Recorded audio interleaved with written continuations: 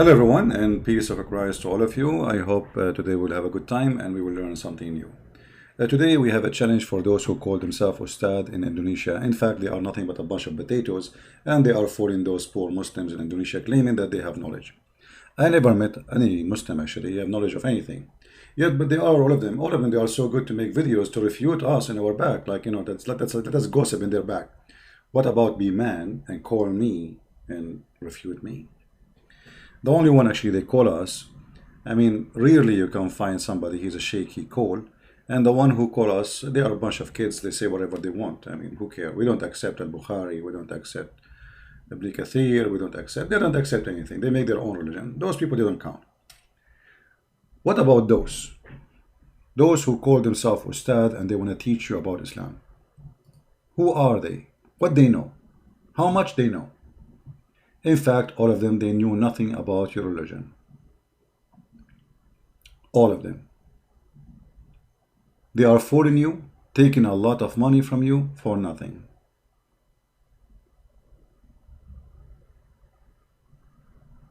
Today's challenge to the Muslims, especially those who claim to be cleric in Indonesia, is very simple. The Muslims agree that God, he gave Moses command. Where we can find the command of Moses in your book? You know, your book is scattered, and when you talk about Moses, you find yourself all over the place. All over the place. Where we can find the commands which is given to Moses in the Quran? A Muslim, he will say to you, oh, the Quran says many things. As an example, you shall not murder. No, it doesn't say that. The Quran command you to murder.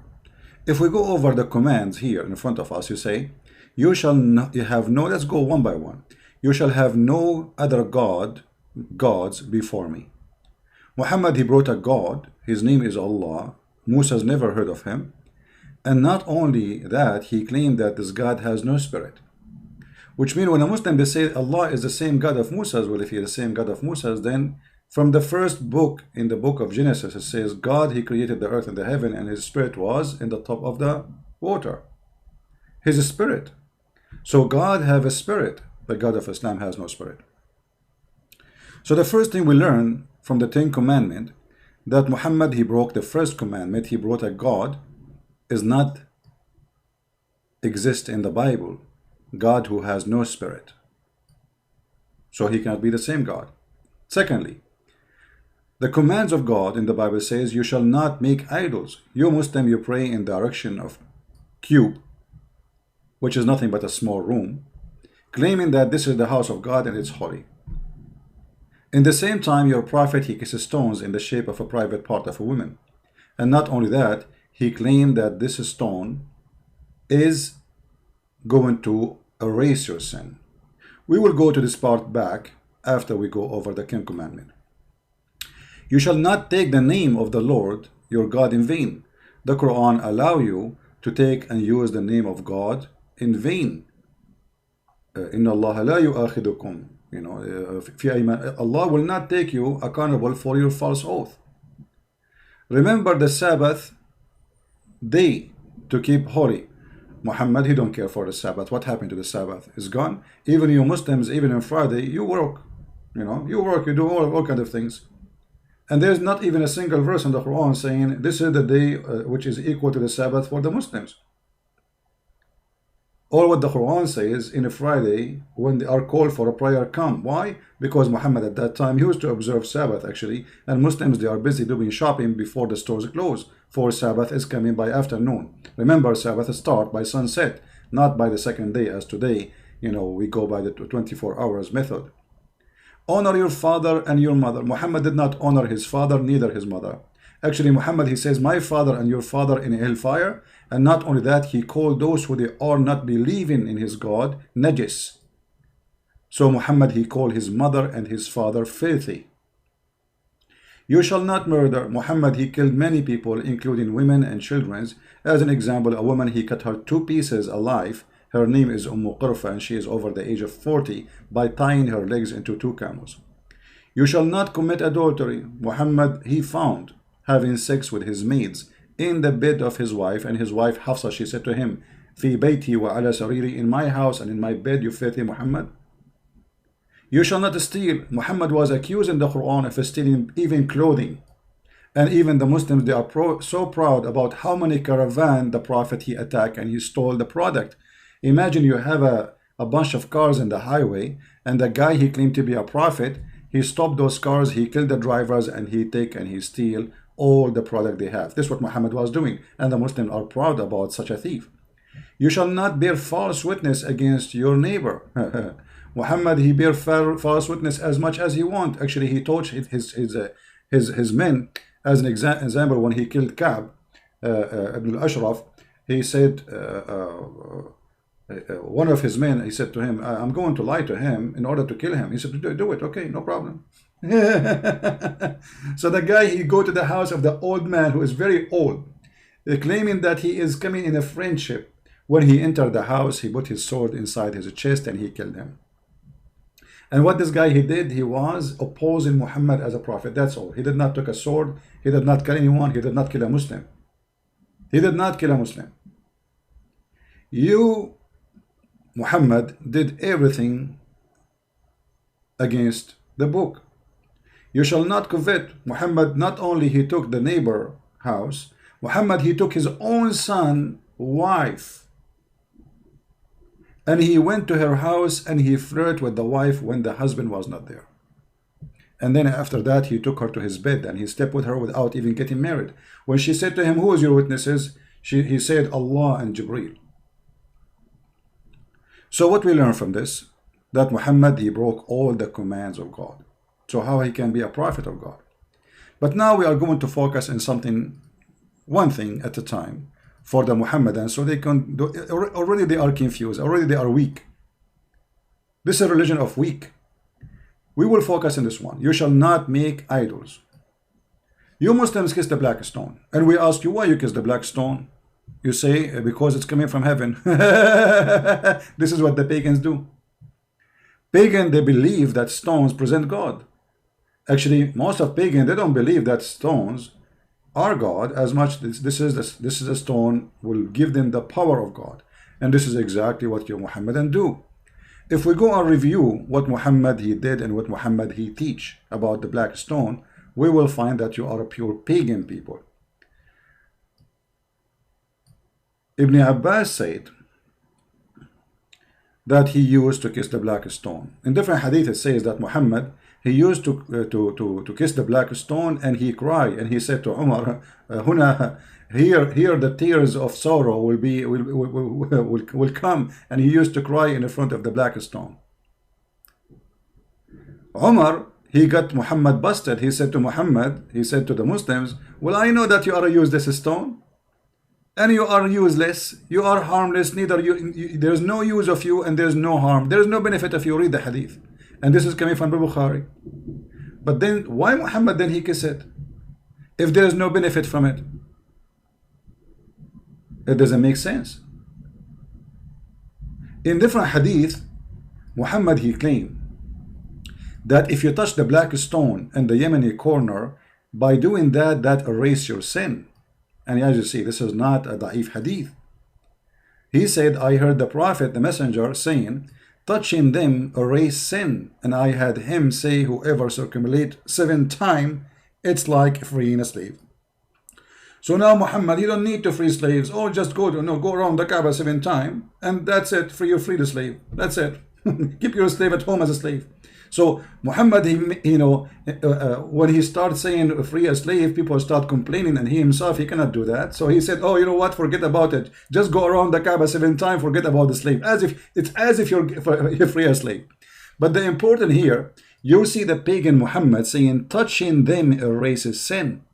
I challenge those Muslim ustad to tell us how touching stones will erase your sin.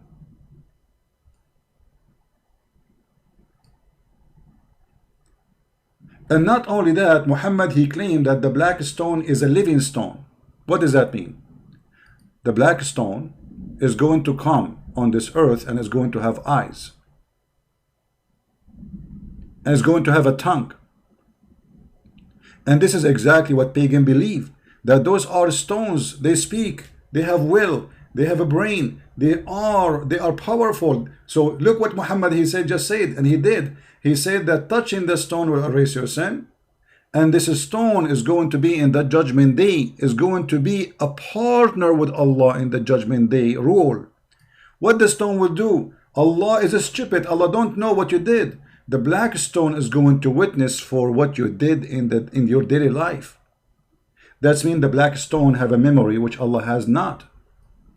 The Messenger of Allah said, the black stone, by Allah, he swear, Allah will raise it in the day of resurrection with two eyes by which it sees and tongue that it speak, with testifying to whoever touch it in truth. The black stone, my friend, is going to testify for you. A black stone.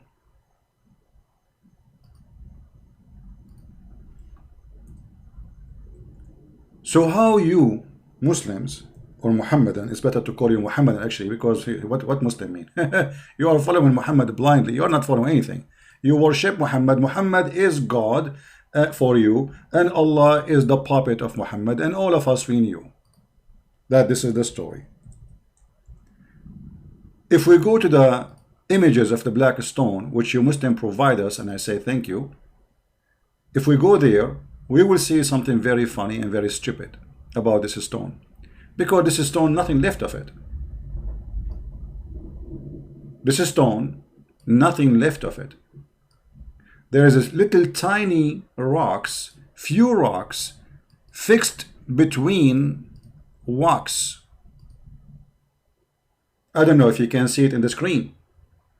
So where is the black stone which Allah is going to raise in the judgment day? Where we can find it? How this stone will survive until judgment day? It survived by putting wax. Even this stone is not exist no more. It is gone, proving that Muhammad is a fraud. Because if this stone is going to stay until judgment day, then what is this? What is this? Every few days they have to put wax around the stone to keep it look like a stone, because there's nothing left of it. Al-Qurmuti, when he destroyed the Kaaba and he made fun of Allah, and he says, hey, where is your bird? Allah, hello, where is your birds? The one who protected the Kaaba before, as in the chapter of the elephant.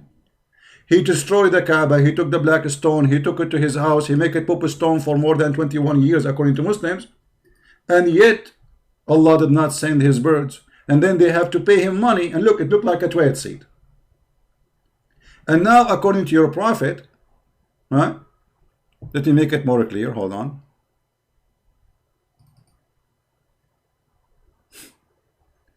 According to your prophet, this black stone is going to come in the judgment day. Let's see. I'm trying to get a better image so we can see. I don't know if you guys saw with me what we are talking about. This picture is clear, but anyway, let me use it with this one.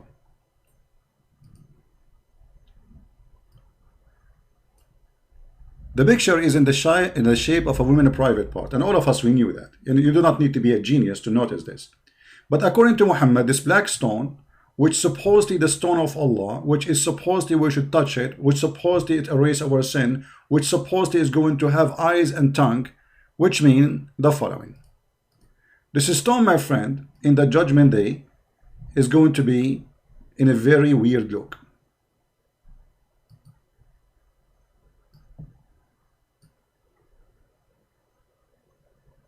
According to your God Muhammad and his prophet Allah, the black stone is going to have two sexy eyes,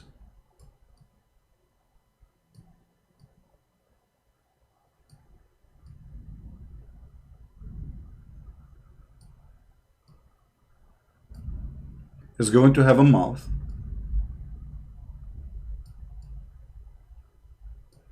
and don't forget that this mouth is going to have a tongue.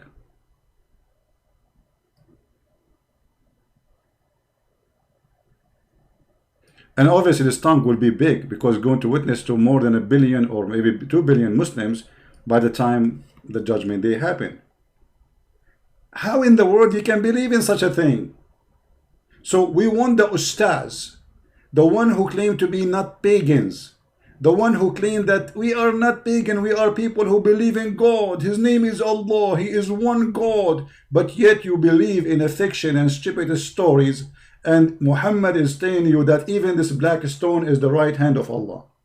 How this stone can be the right hand of Allah? This is what Islam is about. Is a bunch of garbage, nothing left of this religion. Even this black stone, even there's no black stone in the black stone. There's a bunch of little tiny rocks we showed you in the picture, and this is what the Muhammadan they have. And yet they claim that they have a stone which is going to witness for us in the day of judgment. How come Allah, he needed you to fix the black stone by wax? Let me take a selfie for this so we can publish it later. Excuse my art, I'm very good an artist. You know, like I'm born as an artist, what I can do. All right. But look at this.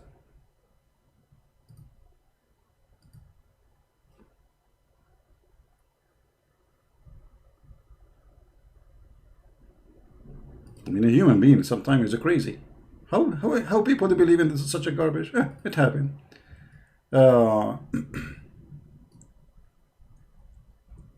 There's tons of video in YouTube showing you live on videos how they fix the black stone every few days. By doing what? By putting a very expensive wax mixed with amber, musk. So it's going to smell good. And here we go. Those are the pictures. Allah, he need a maintenance guy to do maintenance to the black stone. I thought this is a stone preserved by Allah. So now we need to do waxing. Even the black stone need waxing. This is your stone.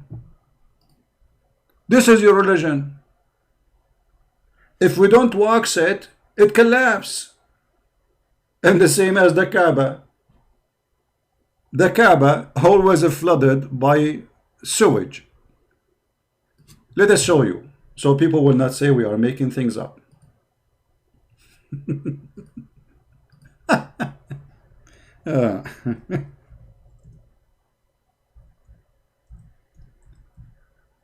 Ask yourself, if this Kaaba was chosen as a location by God, how come God, he chose the worst location in the world for the Kaaba, where always rain come and all the sewage of Mecca cover the Kaaba? And look, it looked like a pizza, what it's called, pizza tower in Italy. They fix it. This is an old picture, you know. Then they start adding cement, thanks to the American, you know, come with concrete and all those stuff. Otherwise, this Kaaba was a piece of garbage. But look at this. Allah, he chose the location. The location is the worst place in Mecca. And you know, imagine you are the most rich person in the world, not God, and you ask an engineering company to find the best location for your house. And then after a few weeks, your house is flooded by water and sewage. This is the house of God. Let us assume that Allah, he made a mistake and he put the sewage house there, I mean the Kaaba. Can't Allah, he make a miracle and he lift up the ground up so the sewage will not cover it? I mean, come on, just lift it 3 meters up.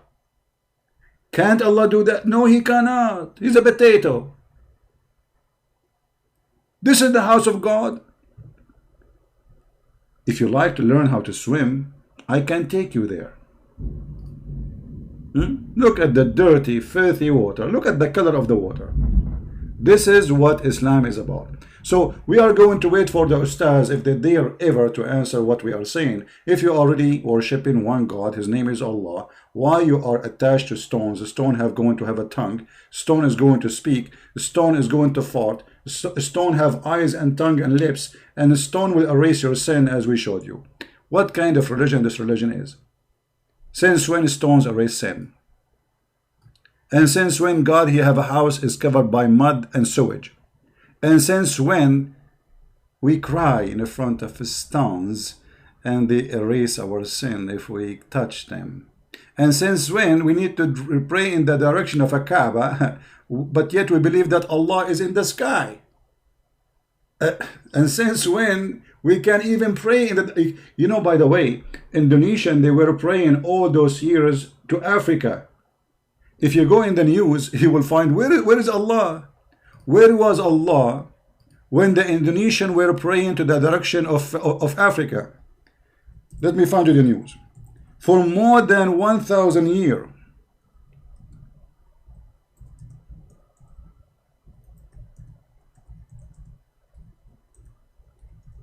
Allah, He did not send you somebody to find the correct direction to you. This is in the year 2010. Until then, 2010, not long time ago, just 10 years ago, you Indonesian Muslim, you were praying in the direction, in the wrong direction, praying in the direction of Africa, Somalia. Where was Allah?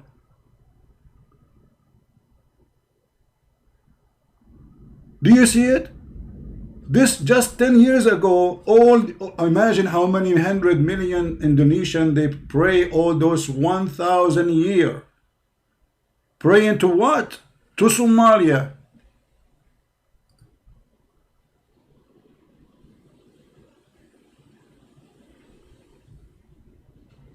So when they say to us they have God, they have nothing. They are a bunch of pagan and they follow a pagan prophet. Copy the video, share it with your friends. I hope you guys, people in Indonesia, you will see the truth and the truth will set you free. And this is a Christian Prince was with you, with my love to all. I will try to come tomorrow again live on air in the morning if I can, if not the day after. Thank you. And we are going to wait for the Ustaz to answer our challenge, if they dare to answer. But you know them, bunch of potatoes. They make videos in my back, but nobody dare really even to refute what we say. They don't even dare to speak to me, for they are coward. Thank you. See you. God bless you. Bye-bye.